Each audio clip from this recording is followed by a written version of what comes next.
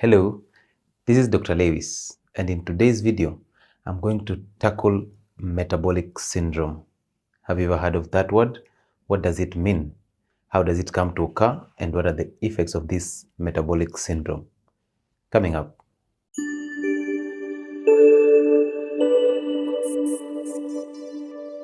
So the metabolic syndrome is basically a cluster of different conditions. Anytime you hear the word syndrome, just know it's a collection of different conditions.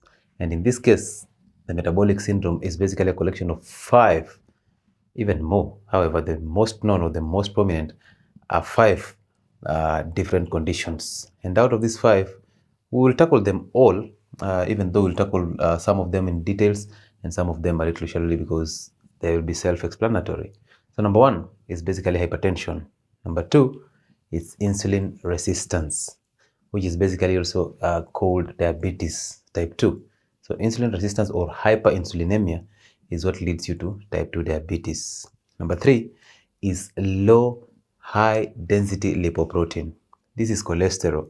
So if you have low HDL, the safe cholesterol, then that is part of the metabolic syndrome. Number 4, we have hypertension. And the last one has to be high triglycerides. Okay, so this is basically fat. So those are the 5 cluster conditions that are classified generally as the metabolic syndrome. So for you to have all these conditions, we will come to realize that there's only one source of these conditions, and that is what we call insulin resistance. And that is our daily culprit. We always sing about sugar because sugar is the one that is responsible for causing insulin resistance, and therefore after that you will get all this. That is the backbone of all other conditions. So the ones that I've written in red, I've encircled in red, are the ones that are the metabolic syndrome. And you see from this schematic representation, you can easily see that carbohydrate intake is the one that leads to high insulin levels. And then these high insulin levels will lead you to obesity. So we'll explain how that happens. Also, high insulin levels will lead you to hypertension. And then there is a dangerous sugar that is called fructose, the one that we keep singing about, fruits, modern fruits and modern honey. They are full in fructose, and even those energy drinks that you take in the gym, the processed drinks, the carbonated drinks, they have fructose syrup. This fructose is a monosaccharide. It's a monosaccharide, meaning it's a carbohydrate. And this carbohydrate is the one that is responsible for a fatty liver. And once you get into a fatty liver, then definitely your triglycerides will go high, which is basically the fat. And also your low density lipoprotein will go high, because if your triglycerides are high, then your HDL, also goes low. So this one can raise your low density lipoprotein. Then once it does that, then your high density lipoprotein ratio goes down, which is dangerous to you. And also a fatty liver can lead you to insulin resistance, and that means basically a high amount of insulin. Now, it is highly confused between insulin resistance and hyperinsulinemia. Get it this way. Insulin is a hormone that is produced anytime you consume carbohydrates. So when you consume carbohydrates, what the body does is it instructs the pancreas to give you insulin, because these carbohydrates are broken down to glucose. And this glucose is causing a rise in blood sugar levels. Now, once you cause a rise in blood sugar levels, then the pancreas is instructed to produce insulin to help you take these rising levels back to normal or even lower. Okay, because insulin takes you even to a lower level. We've talked about that before. Now, once it does that, and how does insulin work? Once it comes into your bloodstream, what it does is it pumps this glucose into fat cells, because insulin is like a key. So it opens up the lock that is on cells. Once you open up that lock, then the door opens up and glucose flows from blood into these cells. Now, there comes a time when these cells have had enough and they cannot take in any more glucose. Now, even if insulin tries to open up the gates, there is no space for this glucose to go inside the cells. So that is what we call insulin resistance. And at this moment in time, you realize you have high blood glucose levels, and also you will have high insulin levels in your system, because this insulin is supposed to bind on receptors and help this glucose go into cells, but it's not going anywhere. So in your bloodstream, it goes high. Also, your glucose levels are going high. So therefore, sometimes you can take an insulin test and get it high and your glucose levels are high, and then you start wondering, why is it that that's the case, yet insulin is supposed to help me lower blood glucose levels? that will only tell you you have arrived at insulin resistance, and that is a problem. Again, understand that insulin is the one that prevents you from burning fat. Now, this is where fasting comes in. Anytime you fast, you are lowering your blood insulin levels. So once you lower your blood insulin levels, what happens is you will start burning fat cells, the fat energy in fat cells, to give you energy, either glucose or ATP. And once you start burning that fat cell, you'll get also ketone bodies. These are healthy energy sources. So you can never go into hypo. The body can never allow you to go into hypoglycemia. If at all you have fat cells that contain fat, that is storage form of glucose also, and if you have your liver that has glycogen. So that is the work of insulin. So insulin prevents lipolysis. Lipolysis means breakdown of fat to give you energy. So insulin blocks you from doing that, and that's why if you continue consuming carbohydrates, you cannot lose weight. Number one. Number two, the body loves fat. So the body knows that fat, one molecule of fat produces like 9 kilocalories of energy. Okay, that is double the energy that carbohydrates and proteins can give you, which means fat cells are the ones that have highest energy, and therefore it's only right that people start classifying fat as the energy giving food rather than carbohydrates. Okay, because fat have a double energy that the calories that carbohydrates can give your body, and therefore the body loves this fat. Why does it love this fat so much? The reason why the body loves fat is because it is actually holding back to fat, because it's preparing for the worst. So the body is not stupid. It prepares for the worst. In case you start fasting, in case there's an emergency, in case of starvation and drought, then the body will burn this fat because it is high energy. It will burn it to give you energy that you require. Or even if when you stop eating carbohydrates. So the body turns from carbohydrates metabolism to fat metabolism to give you healthy energy. Again, as just mentioned it, that body knows this is healthy form of energy, so it has to preserve it. Also, breaking down fat through lipolysis is the hardest. It requires a lot of energy. So the body does not want to spend a lot of energy on just breaking down food storage to give you energy.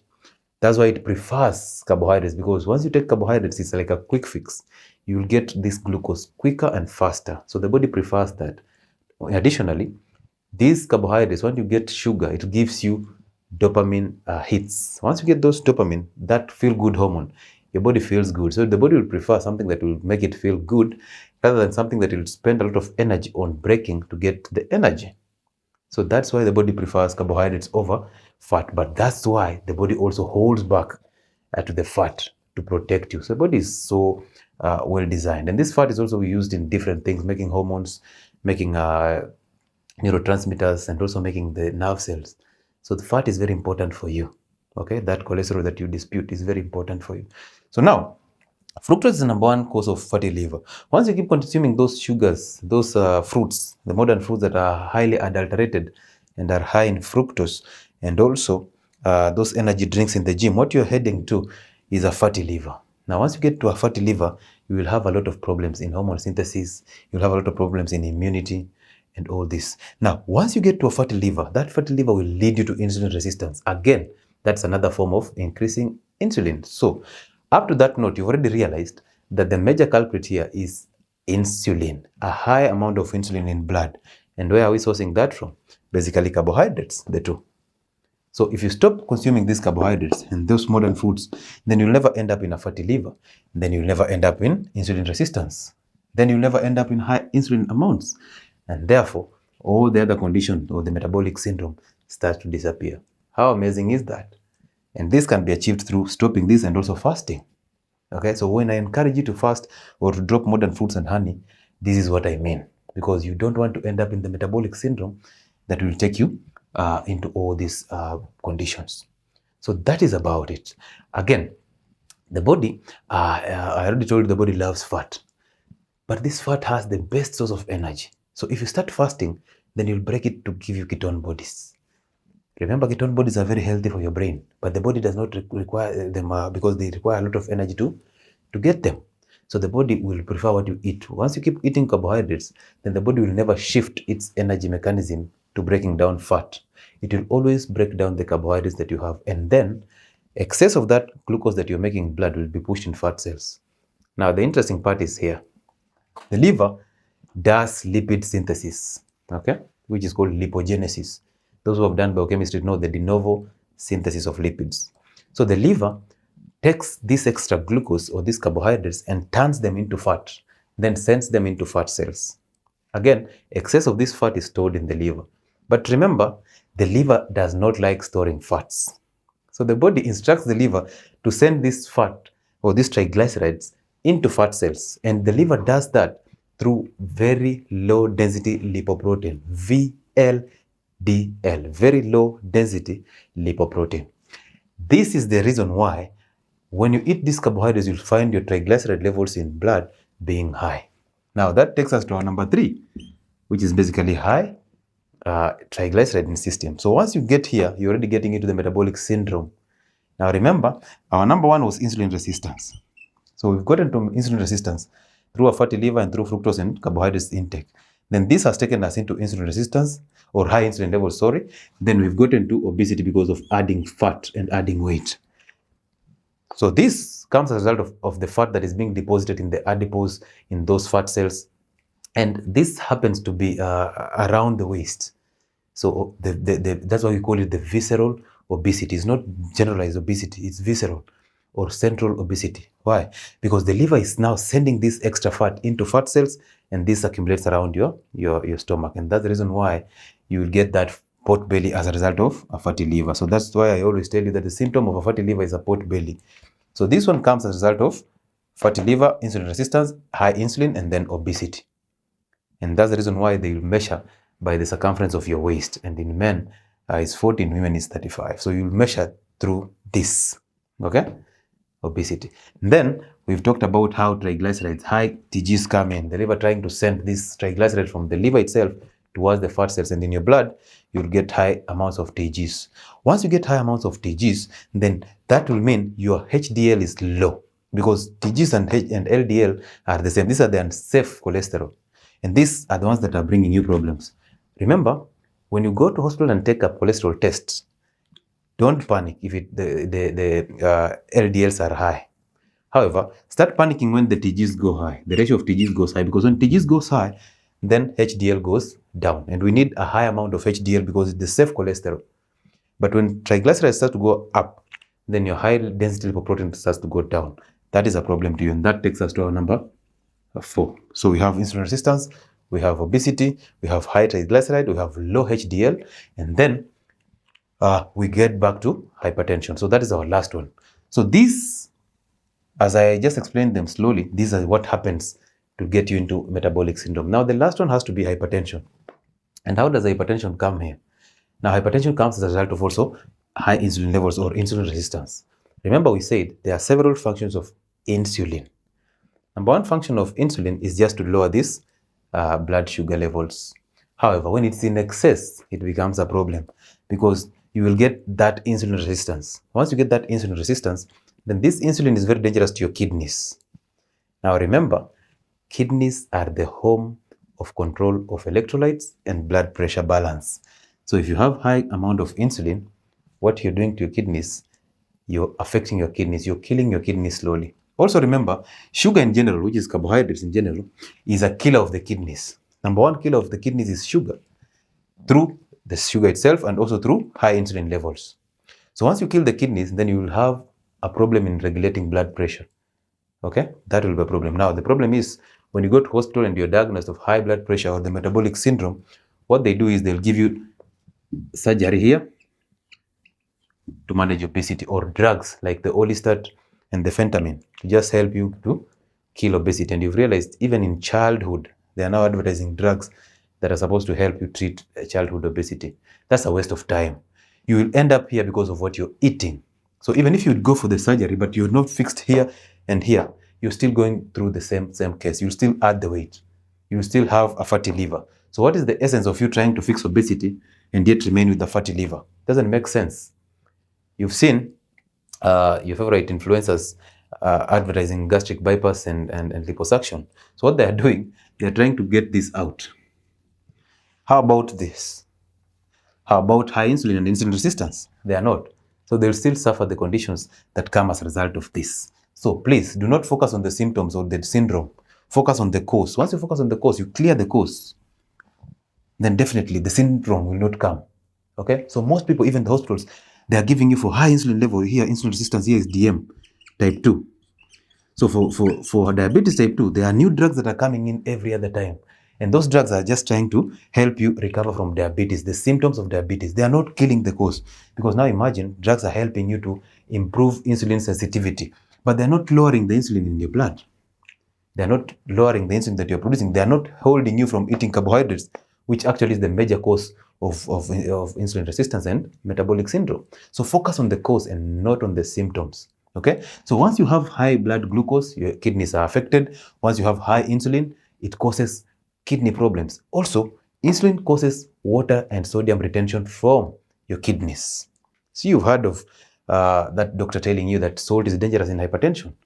What they don't tell you is sugar is the one that is causing salt and water retention. Now, once you get salt and water retained in your system, you will have edema, those swelling feet, that swelling face, and also a pot belly. Also, you will end up in hypertension because the blood volume has increased. Once you increase blood volume, then you increase blood pressure, that is hypertension. So how do you reverse that? You reverse insulin, high insulin levels through reversing insulin resistance and through fasting and avoiding simple and processed carbohydrates. Once you do that, you recover from a fatty liver, you recover from insulin resistance, you recover from high insulin or hyperinsulinemia. And then hypertension disappears because your kidneys have been fixed, so they start regulating your blood pressure, and then you start excreting water as a result of insulin leaving your bloodstream. Again, on obesity, you do the same thing because you can never reverse obesity by liposuction. You will only reverse the symptom, but the cause is still fixed. So the aim of this channel is to open up your eyes to all these conditions that happen in your system when you eat those irresponsible foods, those bad diets. So if you fix the diet, you're fixing everything. And that's the reason why I'm telling you, as a solution to all this, first things first, drop sugar in all forms, be it modern fruits, be it fruits are meant to be seasonal, so that you eat one fruit today and then eat it next year when they are in season. But nowadays, there's fruit, there's a mango everywhere, there is a watermelon everywhere. It looks so fresh, so sweet, too much sugar, no seeds. Okay, it doesn't even attract flies. Why are you buying them? See, fruits are supposed to be seasonal, so let modern fruits go. Let that honey that you're being sold to, let it go. Avoid those processed drinks, those energy drinks. They do not have energy in them. What they have is fructose and glucose, and these are supposed to give you a feel-good hormone so that you think you have energy. No, you're just feeling good. Your body rewards you to feel good. Then once it does that, you get energized. There is no energy in energy drinks. There's no those nutrients in soda. Avoid soda by all means. All carbonated drinks, avoid them, apart from carbonated water. Avoid all others, they are processed. Avoid those fruit juices, okay? Those companies will lie to you that they have vitamin C and they boost your energy, but they don't tell you how, because there's nothing in them. And it has been proven several times, but you fail to understand because they do this marketing.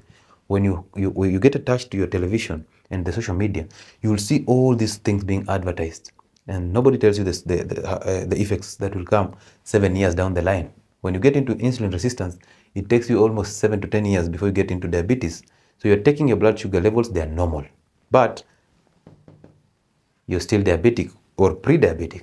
So take cautions, avoid those wheat products, avoid those seed oils, those processed cereals that you give to your children, those sweets and confectionaries, baked food from wheat, those pasta, those processed foods that you always take a little time to prepare. So they are saving your time to prepare, but they are not saving your life because they are causing your fatty liver and insulin resistance.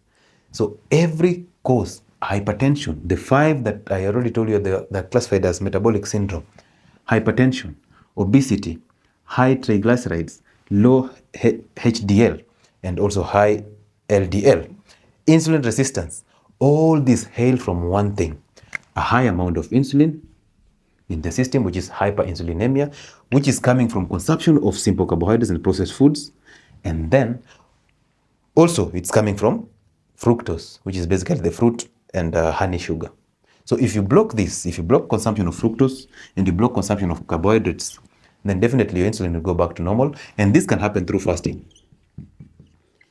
Okay, so once you fast, then your insulin levels in blood go back to normal. Then you'll start burning fat. Once you burn fat, you recover from obesity. Okay, now again, if this goes down, your kidneys will start to recover. you will now start excreting water and sodium. So you will not have edema, and therefore blood pressure will be regulated. So your hypertension disappears. Then your high TGs will disappear. Why? Because the liver is cutting them down. Okay, so you will not have this in your bloodstream because you're losing that central obesity and burning these fats into energy. So you lose these triglycerides. You will increase your levels of HDL because once triglycerides go down, your HDL goes up. That is the best cholesterol level that you require. And then finally, you will recover from insulin resistance. Okay, so that means your cells will be sensitive to insulin, and therefore any glucose that is in your bloodstream will find an easy way being pumped into into fat cells to be stored. Okay, and so if you lower insulin, you're basically telling your cells to start burning fat. You're also telling your cells that now shift your energy mechanisms or your energy machinery from breaking down carbohydrates or food into breaking down fat that is stored in fat cells. That is what we need. So this is the metabolic syndrome, and this is how to understand it. Now you know that, do the right thing.